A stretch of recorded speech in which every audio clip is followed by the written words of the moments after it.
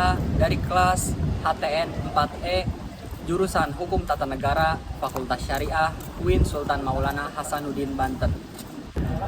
Baik, di sini saya akan menyelesaikan tugas yang diberikan oleh dosen pengampu, yaitu Dr. Ade Fartini SAG M.Hum, dengan tema hubungan antara hukum internasional dan hukum nasional dalam teori monisme dan dualisme.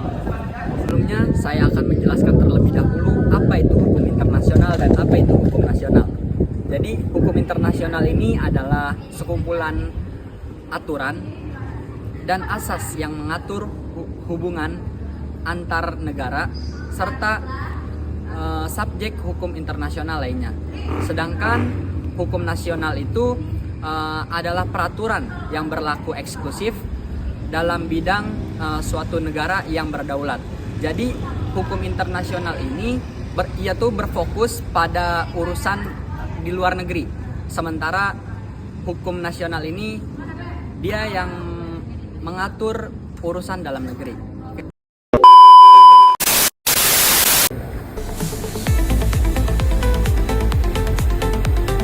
Oke, selanjutnya saya akan mempresentasikan hasil makalah saya yang bertema hubungan antara hukum internasional dan hukum nasional dalam perspektif teori monisme dan dualisme. Yang pertama saya akan membahas pengertian dan ruang lingkup hukum internasional. Jadi, hukum internasional ini merupakan salah satu cabang ilmu hukum yang memiliki peran penting dalam mengatur hubungan antara negara-negara di dunia.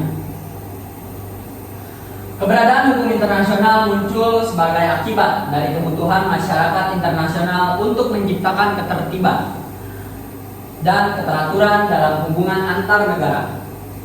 Dalam praktiknya, hubungan antar negara ini tidak hanya mencakup kerjasama di bidang politik, akan tetapi meliputi bidang ekonomi, sosial, budaya, serta berbagai aspek lain yang memerlukan pengaturan hukum yang jelas. Dan oleh karena itu, hukum internasional ini hadir sebagai seperangkat aturan yang mengatur hak dan kewajiban negara dalam pergaulan internasional. Oke, setelah itu ada ruang lingkup hukum internasional. Apa sih ruang lingkupnya itu, teman-teman? Jadi, ruang lingkup hukum internasional itu juga mencakup berbagai bidang yang luas seperti hukum diplomatik, hukum laut internasional, hukum perjanjian internasional, hukum humaniter internasional, serta hukum hak asasi manusia internasional. Nah, masing-masing bidang tersebut itu memiliki fungsi untuk mengatur aspek tertentu dalam hubungan internasional. Misalnya, hukum diplomatik mengatur hubungan diplomatik antar negara. Terus hukum laut internasional itu mengatur pemanfaatan wilayah laut oleh negara-negara di dunia. Nah, keberagaman bidang ini tuh menunjukkan bahwa hukum internasional ini memiliki cakupan yang sangat luas dalam mengatur berbagai aspek kehidupan masyarakat internasional. Selanjutnya, di poin kedua ada hubungan hukum internasional dan hukum nasional. Jadi, hubungan antara hukum internasional dan hukum nasional merupakan salah satu topik penting dalam kajian hukum internasional. Hal ini tuh berkaitan dengan bagaimana suatu negara menerapkan kewajiban internasionalnya di dalam sistem hukum domestik. Dalam praktiknya, hubungan internasional negara seringkali terikat oleh berbagai perjanjian internasional maupun norma kebiasaan internasional yang harus dilaksanakan oleh negara tersebut.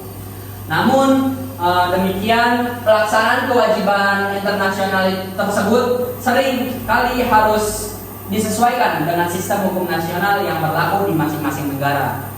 Di poin ketiga itu ada teori monisme dalam hukum internasional. Jadi, teori monisme merupakan salah satu teori yang menjelaskan hubungan antara hukum internasional dan hukum nasional. Dalam pandangan teori ini, hukum internasional dan hukum nasional dipandang sebagai bagian dari satu kesatuan sistem hukum yang sama. Nah, artinya kedua sistem hukum tersebut tidak berdiri secara terpisah, melainkan saling berikatan dan membentuk satu kesatuan yang utuh. Nah, oleh karena itu, hukum internasional dapat berlaku secara langsung dalam sistem hukum nasional tanpa harus melalui proses transformasi terlebih dahulu ke dalam hukum nasional. Setelah teori monisme, selanjutnya di poin keempat ada teori dualisme dalam hukum internasional.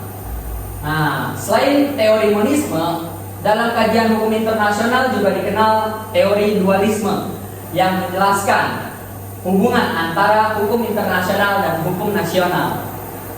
Nah, berbeda dengan teori monisme yang memandang kedua sistem hukum tersebut sebagai satu kesatuan. Teori dualisme ini berpendapat bahwa hukum internasional dan hukum nasional merupakan dua sistem hukum yang terpisah dan berdiri sendiri.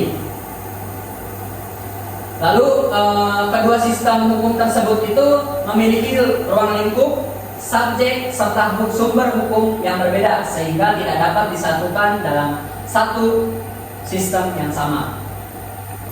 Dan di poin yang terakhir itu ada penerapan hukum internasional dalam sistem hukum Indonesia. Salah satu bentuk penerapan hukum internasional di Indonesia dapat dilihat melalui mekanisme ratifikasi perjanjian internasional. Nah, apa sih itu ratifikasi, teman-teman? Jadi, ratifikasi itu merupakan proses pengesahan suatu perjanjian internasional oleh negara agar perjanjian tersebut dapat memiliki kekuatan hukum yang mengikat bagi negara yang bersangkutan. Nah, di Indonesia, mekanisme ratifikasi diatur dalam Undang-Undang Nomor 24 Tahun 2000 tentang Perjanjian Internasional.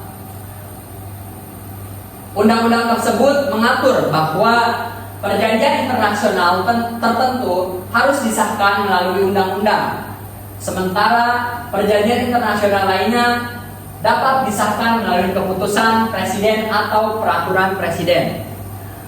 Nah, melalui mekanisme tersebut, suatu perjanjian internasional tidak secara otomatis berlaku dalam sistem hukum nasional di Indonesia. Sebelum dapat diterapkan secara efektif, perjanjian internasional harus terlebih dahulu disahkan sesuai dengan ketentuan peraturan perundang-undangan yang berlaku. Nah, proses ini tuh menunjukkan bahwa Indonesia pada dasarnya menerapkan pendekatan yang cenderung mendekati teori dualisme, yang dimana hukum internasional perlu diadopsi terlebih dahulu ke dalam hukum nasional sebelum diterapkan. Oke, cukup sekian dari saya, kurang lebihnya mohon maaf. Wassalamualaikum warahmatullahi wabarakatuh.